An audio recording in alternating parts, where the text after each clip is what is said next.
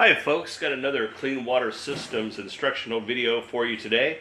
We're going to show you how to set up your Wonder Ultraviolet light used to kill bacteria.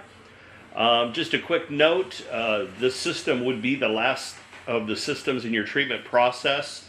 So for the UV to be effective, you need to make sure that your iron, manganese, the hardness, the pH are all within good levels. So for this setup, we actually have a 5 micron inlet filter, which would stop any particulate from coming into the tube.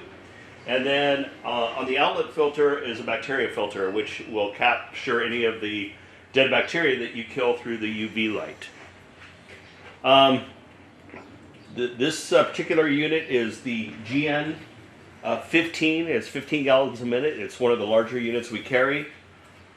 These have 1-inch stainless steel flex lines. Some of the smaller units you would use 1/2-inch flex lines.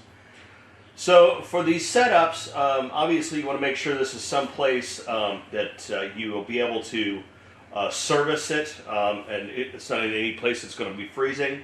We highly recommend you set up a bypass system here.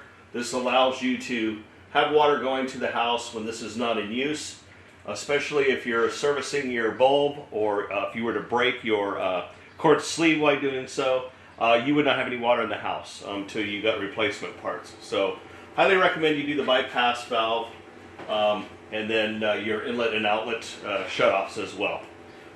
These can be mounted vertical or horizontal, but you want to make sure the horizontal seems to work better, because when you go to service it, you'll need to be able to pull your tube out. If you were vertical, your space might be a problem.